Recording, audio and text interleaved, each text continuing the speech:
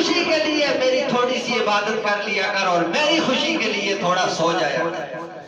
رب تعالیٰ تسلی دے رہے ہیں محبوب کو۔ بہرحال پریشان ہوئے، بیٹا پریشان ہوتا ہے، ماں بلاتی ہے، باپ بلاتا ہے اپنے پاس، اس کے سر پہ ہاتھ رکھتا ہے، شفقت والا ہاتھ رکھتا ہے، بیٹے کو تسلی دیتا ہے۔ رب تعالیٰ نے فرمایا کہ میرے محبوب تجھے پریشان ہونے کی ضرورت نہیں، میں تجھے آسمانوں پہ اپنے پاس بلاؤں گا۔ حدیث کے اندر آتا ہے سرکار دو عالم صلی اللہ علیہ وسلم خانہ کعبہ کے اندر سوئے ہوئے ہیں، رات کا وقت ہے۔ ایک روایت میں آتا ہے کہ ام ہانی کے گھر سوئے ہوئے تھے، اور دوسرے روایت میں آتا ہے کہ خطیب کے اندر سوئے ہوئے تھے۔ بہرحال ہے یہ مکہ کے اندر ہی ہے، جدھر بھی ہو۔ اللہ اکبر۔ رب تعالیٰ نے حضرت جبرائیل کو بھیجا۔ جبرائیل علیہ السلام سے فرمایا کہ جا میرے محبوب کو جگا کر میرے پاس لے آ۔ حضرت جبرائیل امین آتے ہیں، ساتھ اسرافیل بھی ہے اور 70,000 فرشتے اور بھی ہیں ساتھ۔ جبرائیل آتے ہیں مکہ کے اندر، اللہ کے محبوب سوئے ہوئے ہیں، رات کا وقت ہے، آرام فرما رہے ہیں۔ جبرائیل پوچھتے ہیں یا رسول اللہ آپ کا محبوب تو سویا ہوا ہے، یا اللہ یہ بتانا اب اس محبوب کو جگاؤں کیسے، جگانا کیسے ہے؟ رب تعالیٰ نے فرمایا کہ او جبرائیل میرے محبوب کا نام لے کر نہیں جگانا، ہاتھ سے میرے محبوب کو نہیں جگانا تاکہ میرا محبوب پریشان نہ ہو جائے۔ یا اللہ پھر کس طرح جگاؤں، وہ تو سویا ہوا ہے۔ رب تعالیٰ نے فرمایا کہ او جبرائیل میں نے تجھے 600 پر عطا کیے نا، 600 پروں والا تو نوری ہے، نوریوں کا سردار ہے، فرشتوں کا سردار ہے۔ ہر نبی کے پاس تو جاتا رہا ہے، تیری ڈیوٹی ایسی رہی ہے کہ تو ہر نبی کے پاس وہی لے کر جاتا رہا ہے۔ جبرائیل فرماتے ہیں کہ او اللہ جی آج محبوب کو کس طرح جگاؤں؟ رب تعالیٰ نے فرمایا کہ ہاتھ سے بھی نہیں جگانا اور نام لے کر بھی نہیں جگانا، جھنجھوڑ کر بھی نہیں جگانا میرے محبوب کو، تاکہ میرے محبوب کو پریشانی اور تکلیف نہ محسوس ہو۔ جبرائیل نے فرمایا کہ یا اللہ پھر کس طرح جگاؤں؟ فرمایا کہ میں نے تجھے پر عطا کیے ہیں، ذرا اپنے پروں کو محبوب کے تلووں کے ساتھ، محبوب کے پاؤں کے ساتھ آہستہ آہستہ ملنا تیرا کام ہے، محبوب کو جگانا مجھ خدا کا کام۔ جبرائیل نے آ کر حضور کے پاؤں مبارک پر اپنے پروں کو ملا، آہستہ آہستہ۔ یہاں ہمیں بھی ایک درس دیا ہے کہ جب بھی کسی کو جگانا ہو، کسی بزرگ کو، تو اچانک نہ جگائیں۔ جب اچانک انسان جگاتے تو ڈر جلتے ہیں، سوتے دار بھی ڈر جلتے ہیں۔ مسئلہ یہ جیسے ہے کہ جدو بھی کسی کو جگانا ہوئے تو آراما نرستی ٹانگا دباؤ، سیر دباؤ، تبلیغی حضرات اسی طرح کرتے ہیں۔ یہ مسئلہ دیا ہے ہمیں۔ آپ صلی اللہ علیہ وسلم کو جگایا، جگانے کے بعد آپ صلی اللہ علیہ وسلم فرماتے ہیں کہ مجھے جبرائیل اور اسرافیل زمزم کے پاس لے گئے، زمزم کے کنویں کے پاس لے گئے۔ وہاں جا کر فرماتے ہیں کہ میرا سینہ چیرا گیا، میرے سینے کا آپریشن ہوا، سینہ چیرنے کے بعد میرا دل نکالا، اور دل نکال کر جنت سے ایک تشت لائی تھی، ایک برتن لایا تھا۔ فرمایا کہ اس کے اندر راکھ کر آب زمزم کے پانی سے میرے دل کو دھویا گیا، صاف کیا گیا۔ اس کے بعد پھر وہی رکھ کر فرشتوں نے اوپر سے جس طرح پریشر کے بعد سیا جاتا ہے، فرماتے ہیں کہ اس کے بعد میرے جسم پر ٹانکے لگا دی، اور صحابہ فرماتے ہیں کہ بعد میں بھی ہم نے حضور کے جسم مبارک پر یہ ٹانکے دیکھے۔ آپ صلی اللہ علیہ وسلم کا دل مبارک واپس رکھا، رکھنے کے بعد آپ صلی اللہ علیہ وسلم کے سامنے ایک سواری لائی گئی جس کو براق کہا جاتا ہے، اور براق اس کا معنی ہوتی ہے بجلی۔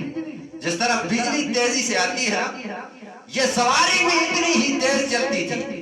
حضور اکرم صلی اللہ علیہ وسلم فرماتے ہیں کہ جہاں میری نظر پہنچتی تھی وہاں یہ سواری اپنا قدم رکھتی تھی، اتنی تیز چلتی تھی۔ سواری جب اس کے سامنے آپ صلی اللہ علیہ وسلم کے سامنے لائی گئی، اللہ تبارک و تعالی نے جبرائیل سے کہا کہ اب اس سواری پر میرے محبوب کو سوار کرنا ہے اور پھر میرے پاس لانا ہے۔ حدیث میں لکھا ہے، کتابوں کے اندر لکھا ہے کہ آپ صلی اللہ علیہ وسلم نے اس وقت وہ سواری دیکھی، وہ براق دیکھا، آپ صلی اللہ علیہ وسلم غمگین ہو گئے، آنکھوں میں آنسو آ گئے۔ جبرائیل نے پوچھا کہ یا رسول اللہ یہ تو خوشی کا موقع ہے، آپ کو رب تعالیٰ اپنے پاس بلا رہے ہیں اور تم غمگین ہو، آنکھوں میں آنسو آ گئے، کیا وجہ ہے؟ سنو حضور کے امتیوں، حضور فرمانے لگے کہ جبرائیل ٹھیک ہے، میں تو رب کے پاس جا رہا ہوں، میرے لیے سواری بھی سامنے لائی گئی ہے، میں سواری پر سوار ہو کر جاؤں گا، لیکن مجھے تو فکر اپنی امت کی لگی ہوئی ہے کہ کل پولیس رات سے میری امت کیسے گزرے گی۔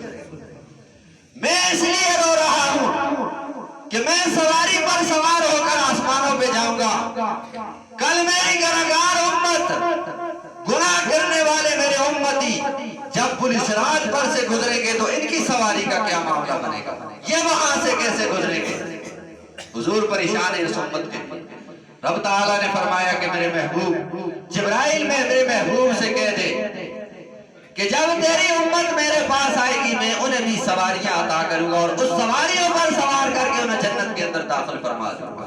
اس لیے حدیث میں آتا ہے کہ جو شخص قربانی کرتا ہے نا، جس جانور کی قربانی کرتا ہے، یہ قربانی والا جانور جو ہے یہ کل قیامت کے دن پولیس رات پر اس شخص کے لیے سواری بن جائے گا اور اس پر سوار ہو کر یہ پولیس رات کو طے کر دے گا۔ کتنے خوش نصیب لوگ ہیں جو قربانی کرتے ہیں، کتنا پیارا عمل ہے۔ سرکار دو عالم صلی اللہ علیہ وسلم سواری پر سوار ہوئے براق پر، آپ صلی اللہ علیہ وسلم فرماتے ہیں کہ میں آگے نکلا، بہت سارے مشاہدے دیکھے راستے کے اندر۔ آپ صلی اللہ علیہ وسلم نے فرمایا کہ میں نے دیکھا کہ کچھ لوگ کھیتی باڑی کر رہے ہیں راستے کے اندر، اور ادھر دانا ڈالتے ہیں، پانی ڈالتے ہیں، کھیتی تیار ہو جاتی ہے، اس کو کاٹتے ہیں، فوراً غلہ بن جاتا ہے اور غلے کا ڈھیر لگ جاتا ہے 1 منٹ کے اندر۔ حضور نے فرمایا کہ جبرائیل یہ بتاؤ یہ کون لوگ ہیں، اتنے خوش قسمت لوگ ہیں کہ جن کو اتنا جلدی صلہ مل رہا ہے۔ جبرائیل نے فرمایا کہ یا رسول اللہ صلی اللہ علیہ وسلم یہ آپ کے وہ امتی ہیں جو اللہ کے راستے میں خرچ کرنے والے ہیں، جب یہ اللہ کے راستے میں خرچ کرتے ہیں اللہ تبارک و تعالیٰ ان کو اتنا ہی جلدی صلہ عطا فرما دیتا ہے۔ تو اس لیے اللہ کے راستے میں فرمایا کہ دنیا کے اندر بھی انہیں صلہ ملتا ہے اور کل آخرت کے اندر بھی اللہ تبارک و تعالیٰ اتنا ہی جلدی صلہ عطا فرما دیتا ہے۔ آگے چلے، مختصر کرتا ہوں، آگے چلے۔ حضور صلی اللہ علیہ وسلم فرماتے ہیں کہ جبرائیل میرے ساتھ ہے، میکائیل بھی میرے ساتھ ہے، 70,000 فرشتے آگے ہیں، 70,000 پیچھے ہیں، 70,000 دائیں ہیں اور 70,000 بائیں ہیں۔ حضور کا استقبال ہو رہا ہے۔ فرماتے ہیں کہ میں آگے چلا، میں نے دیکھا کہ کچھ لوگ ہیں، فرشتے ان کو چت لٹا کر، چت جگہ پر، اونچی جگہ پر لٹا کر بڑے بھاری پتھر سے ان کے سر کو کچلا جاتا ہے، ان کے سر پر پتھر مارے جاتے ہیں اور اس کے بعد ان کا سر پھر صحیح سالم ہو جاتا ہے، پھر صحیح ہو جاتا ہے۔ میں پوچھے جبرائیل کو، لوگ جبرائیل کے کون لوگ اتنے بدبخت کہ جنہاں دے سرا کو کچلیا جاتا ہے؟ آپ صلی اللہ علیہ وسلم فرمانے لگے جبرائیل آیا کہ یا رسول اللہ یہ توڑی امت دے او لوگ ہیں جڑے دنیا دے اندر بے نمازی ہیں، نماز نہیں پڑھتے، انہوں کو قیامت والے دہاڑے اسی طرح سزا ملتی رہے۔ آگے چلے، حضور فرماتے ہیں میں آگے چلا، میں نے دیکھا کہ کچھ لوگ ہیں پتھر کھا رہے ہیں، کانٹے کھا رہے ہیں اور ان کے سامنے گوشت رکھا ہوا ہے، صحیح گوشت ہے لیکن اس کو نہیں کھا رہے، کانٹے کھا رہے ہیں، پتھر کھا رہے ہیں۔ پوچھا جبرائیل یہ کون بدبخت لوگ ہیں؟ اللہ اکبر۔ جبرائیل فرمانے لگے یا رسول اللہ صلی اللہ علیہ وسلم یہ آپ کے امتی ہیں، یہ آپ کی امت کے وہ لوگ ہیں جو دنیا کے اندر حق نکاح کو چھوڑ کر دوسری بیوی کے پاس جایا کرتے تھے، غیر مردوں کے پاس جایا کرتے تھے۔ کل قیامت کے دن اللہ تبارک و تعالیٰ انہیں اتنی سزا عطا فرمائیں گے کہ یہ دنیا کے اندر یہ کرتے تھے، آخرت میں انہیں کانٹے اور پتھر کھلائے جائیں گے، ان کے سامنے اچھا کھانا بھی پیش کیا جائے گا لیکن وہ نہیں کھا سکیں گے۔ فرمایا یہ دنیا کے وہ لوگ ہیں جو دنیا کے اندر حق نکاح کو چھوڑ کر حرام کی طرف چلتے تھے، حرام کے اندر انہیں لذت محسوس ہوتی تھی، فرمایا کہ ان کی یہ تو کم سزا ہے، یہ تو حضور کو کم سزا دکھائی گئی ہے، جو بڑی سزا ہے، جو قیامت کے دن اللہ تبارک و تعالی جہنم کے اندر عطا فرمائیں گے۔ جبرائیل فرمانے لگی کہ وہ میری سوچ سے بھی باہر ہے، پتہ نہیں کتنی سخت سزا ہوگا۔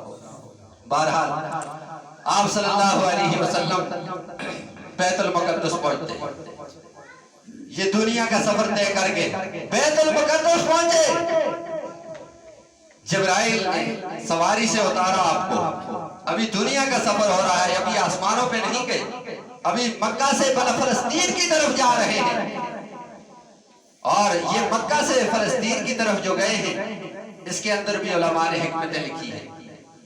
یہ اس لیے لکھی ہیں، ویسے تو اللہ تبارک و تعالی حضور کو مکہ سے بھی سیدھے آسمان کی طرف لے جاتے تھے، حضور کو پتہ تھا اور رب کو بھی یہ بات معلوم تھی کہ حضور جب آسمانوں کا سفر کر کے واپس آئیں گے، یہ مشرکین مکہ تو کبھی نہیں مانیں گے، یہ تو انکار کریں گے کہ یہ کیسا ہو سکتا ہے کہ ایک انسان اتنے تھوڑے وقت میں گیا، آسمانوں سے ہو کر پھر واپس آ گیا زمین پر۔ تو رب تعالیٰ نے فرمایا کہ یہ جو سفر ہے مکہ سے فلسطین کی طرف، فرمایا کہ محبوب تو نے اس سفر پر کبھی نہیں آیا پہلے، تو پہلی دفعہ آ رہا ہے، لیکن مشرکین مکہ تو اس سفر کو جانتے تھے، ان کا تجارتی قافلہ جاتا تھا، تجارت کے لیے وہ جاتے تھے اس راستوں کے اندر، ان کو راستہ معلوم تھا، اور بیت المقدس مسجد اقصیٰ کی جو کھڑکیاں تھی، جو دروازے تھے، جو منبر تھا، وہ بھی ان کو معلوم تھا۔ رب تعالیٰ نے فرمایا تاکہ میرا محبوب مکہ کے اندر واپس آئے گا اور یہ مشرکین مکہ پوچھیں گے تو میرا محبوب ان سے کہہ دے گا کہ میں اس راستے کو دیکھ کر آیا۔ بہرحال بیت المقدس کے اندر حضور اکرم صلی اللہ علیہ وسلم پہنچتے ہیں، مسجد اقصیٰ کے اندر حضور فرماتے ہیں کہ جبرائیل نے میری سواری کو باندھا اور میں مسجد کے اندر داخل ہوا۔ مسجد کے اندر حضور داخل ہوئے تو 1,24,000 انبیاء کرام وہاں مسجد کے اقصیٰ کے اندر موجود تھے۔ جبرائیل نے اذان پڑھی، اب حضور فرماتے ہیں کہ میں دیکھ رہا تھا کہ آج سارے نبی موجود ہیں، حضرت آدم سے لے کر عیسیٰ روح اللہ تک مسجد اقصیٰ کے اندر سارے نبی صفوں میں کھڑے ہیں۔ اب دیکھنا یہ ہے کہ آگے مصلی پہ کون آتا، حضرت آدم بھی کھڑے ہیں، ابراہیم خلیل اللہ بھی موجود ہیں، یوسف علیہ السلام بھی موجود ہیں، سارے انبیاء موجود ہیں۔ حضور فرماتے ہیں کہ میں سوچ کے اندر تھا، اس فکر کے اندر تھا کہ اب مصلی رسول پہ کس کو کھڑا کیا جاتا ہے۔